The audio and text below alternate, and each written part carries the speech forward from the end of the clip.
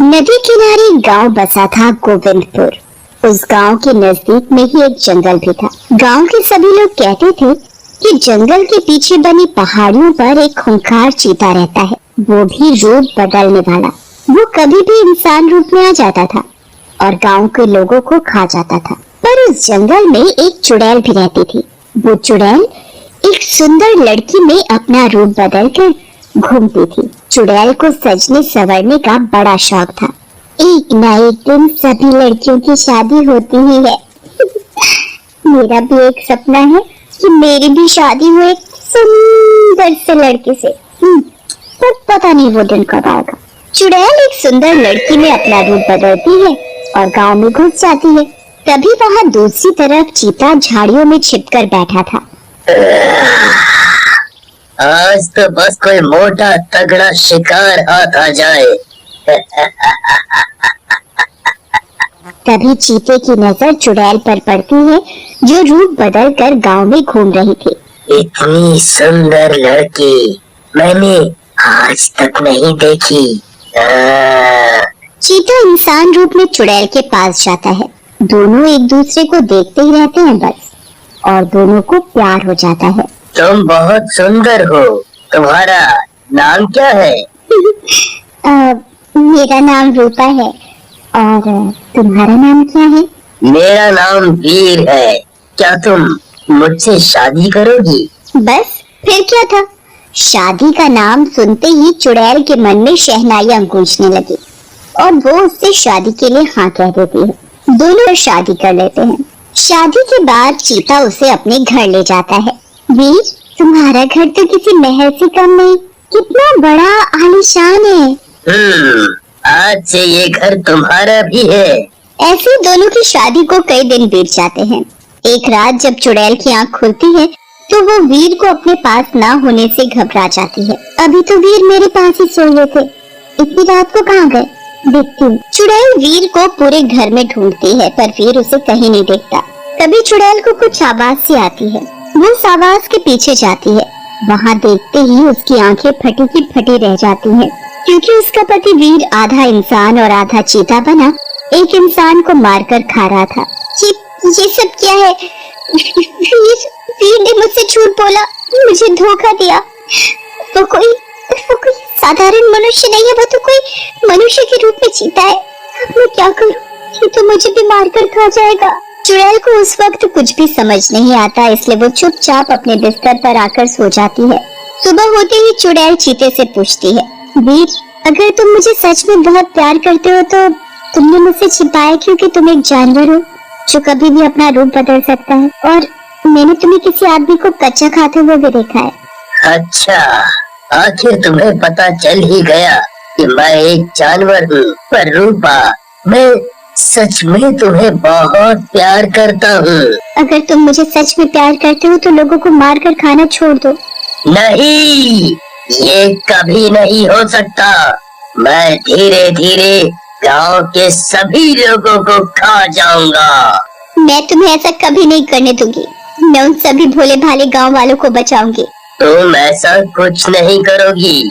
मैं चीता हूँ, चीता, जंगल का सबसे खतरनाक जानवर। रूपा उसकी एक नहीं सुनती और तभी रूपा गांव में जाती है, गांव के लोगों को आगाह करने। सुनो सुनो सुनो गांव वालों, सुनो, सभी अपने अपने घरों से निकलो, मैं तुम्हें एक बहुत जरूरी बात बताने आई हूँ। रूपा की आवाज सुनकर गांव के सभी लोग वहाँ इकट्ठा हो जाते हैं। क्या हुआ? क्यों चिल्ला रहे हो? और कौन सी जरूरी बात है?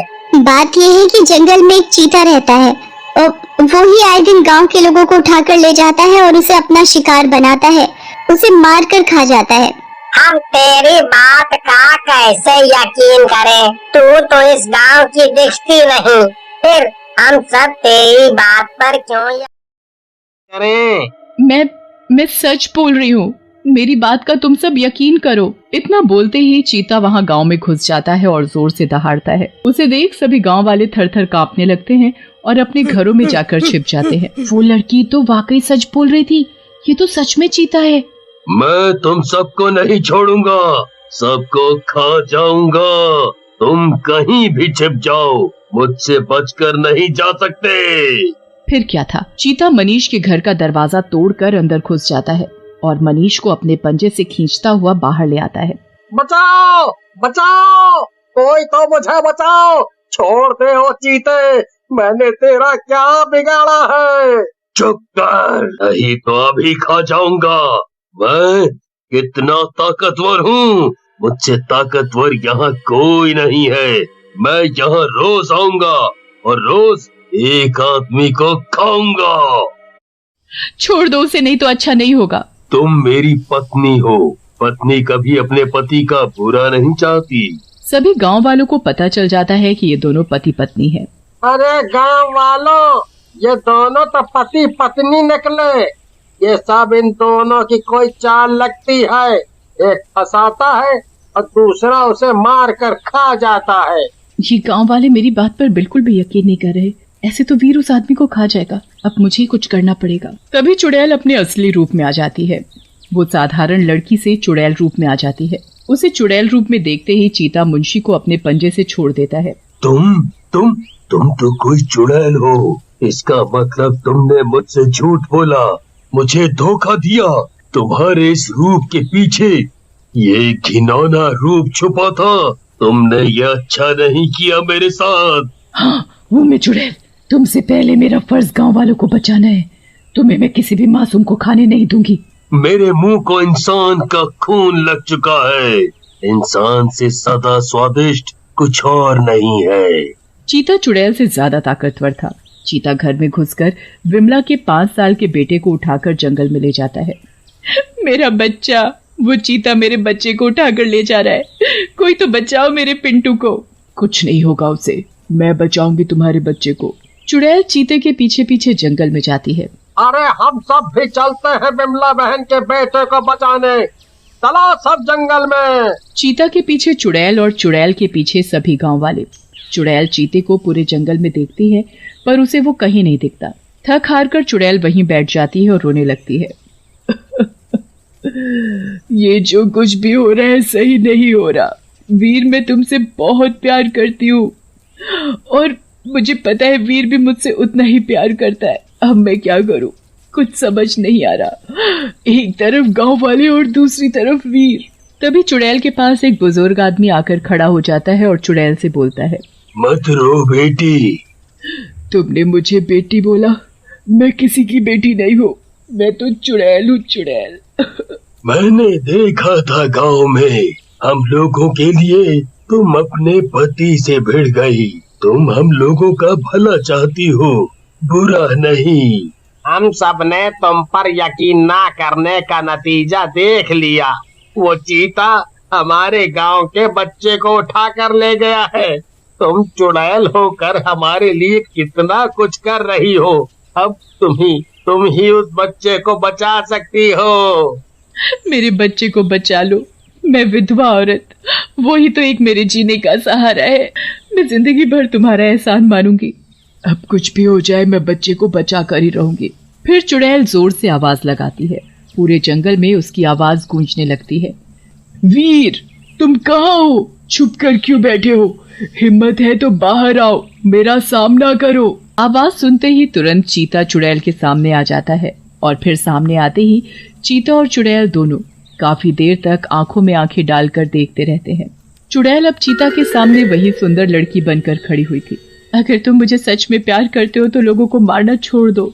अगर तुम ये सब छोड़ दोगे तो हम दोनों साथ रहेंगे और मिलकर एक साधारण सी जिंदगी जिएंगे। तुम्हें देखता हूँ तो तुम्हारे चेहरे से मेरी नजरें नहीं हटती। मैं सच में तुमसे बहुत प्यार करता हूँ, इसलिए मैंने लोगों को मारना छोड़ दिया, सिर्फ अपने प्यार के खातिर। वो देखो। दूर विमला का बेटा सही सलामत खड़ा होता है। उसे खरोच तक नहीं आई थी। विमला अपने बेटे को देखते ही गले से लगा लेती है। वहीं रूपा भी चीता को गले से लगा लेती है। गले लगते ही चीता इंसानी रूप में आ जाता है। तभी वहाँ एक महात्मा बाबा प्रकट हो जाते हैं। तुम दोनों को दिया हुआ श्राप अब खत्म हो गया है तुम दोनों के ऊपर से। पिछले जन्म में मैंने ही तुम दोनों को श्राप दिया था कि तुम चुड़ैल बन जाओगी और तुम चीता। चुड़ैल को बड़ा घमंड था अपने रूप पर और चीते को अपनी ताकत पर। इसी के चलते तुम दोनों ने एक दिन मेरी तपस्या भंग कर दी थी। मैंने गुस्से में आकर तुम दोनों को श्राप दिया था।